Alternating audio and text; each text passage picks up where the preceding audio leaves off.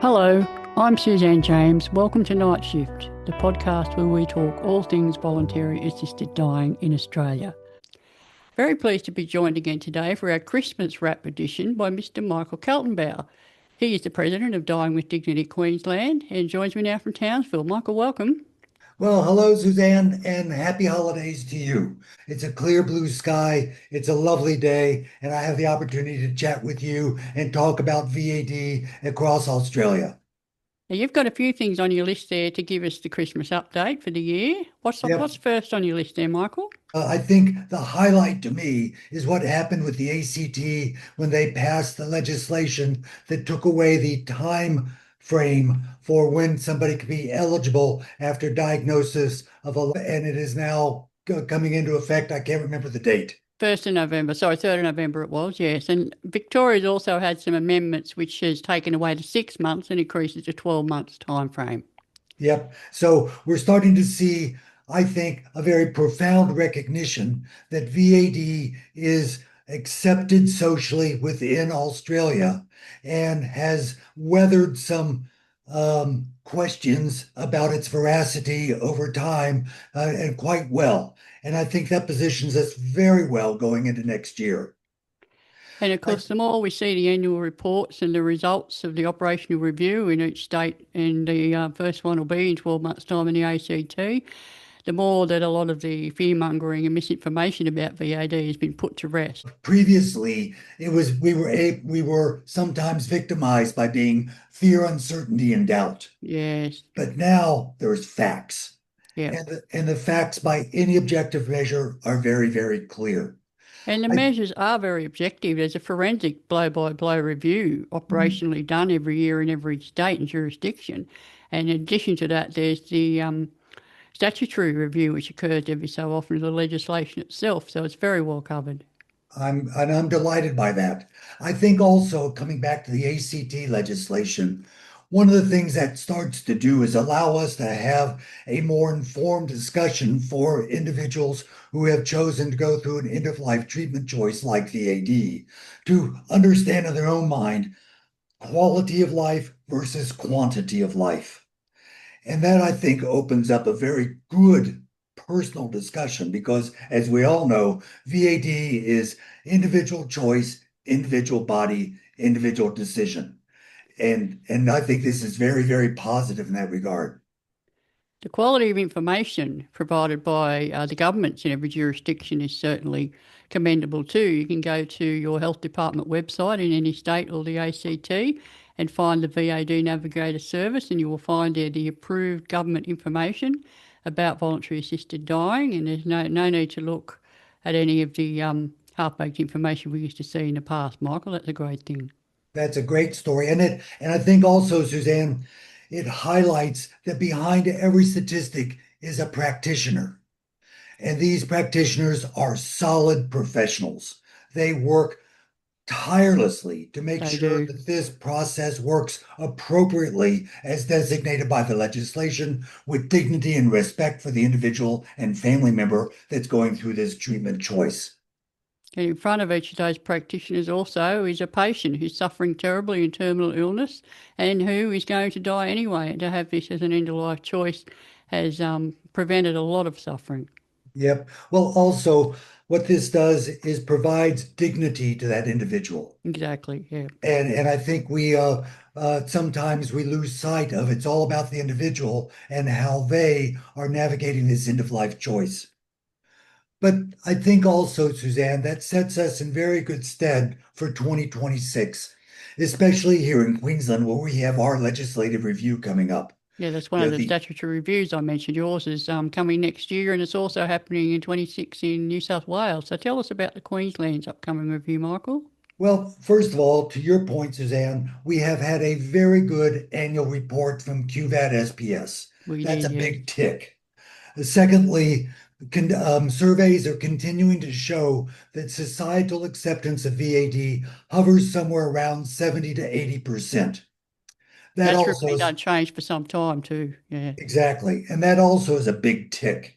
I think it has helped us highlight and focus on those items of value for this upcoming review. and mostly they are modifications and smoothing rough edges in process.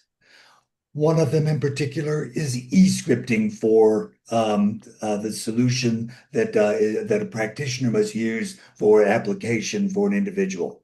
I think there's probably some very smart people thinking about that, but that would be one of the first things we'd be looking at.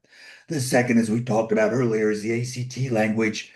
And then the third is just smoothing those little process hiccups, bumps that make it a more dignified exercise for the individual and family that's going through this.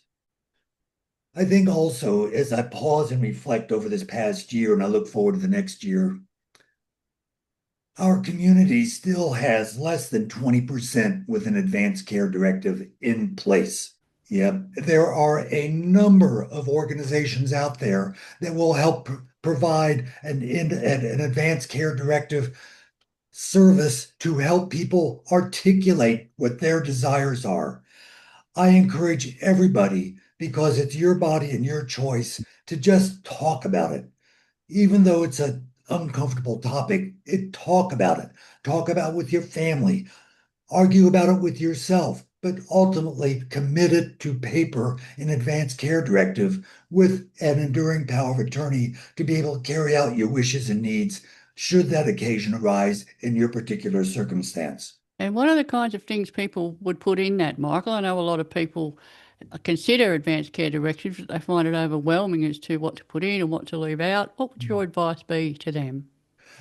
Always more is better, first and foremost. Yeah. Secondly, just talk about things. In my particular instance, I have a do not resuscitate in place.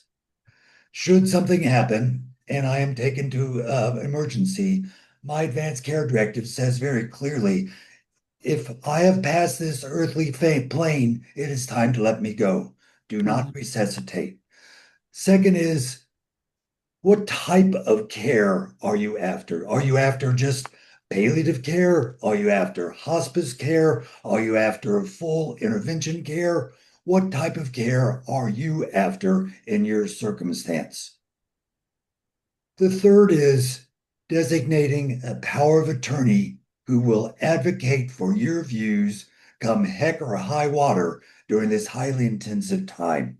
I would also ask the community to think about this before it's necessary, before it's necessary.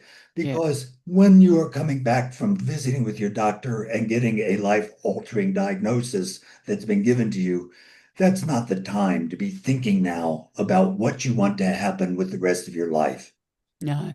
And so, those preparations, just talk and think about what is specific to your circumstance, get it memorialized onto paper, and make sure there's a good enduring power of attorney to carry out your wishes. All right. So And we need an advanced care directive and we need a enduring power of attorney. And you also need to consider before the time comes who you're going to give that to, who yeah, it is that you want to respect your wishes and to advocate for you with the doctor, because it's not necessarily a member of the family always, is it, Michael?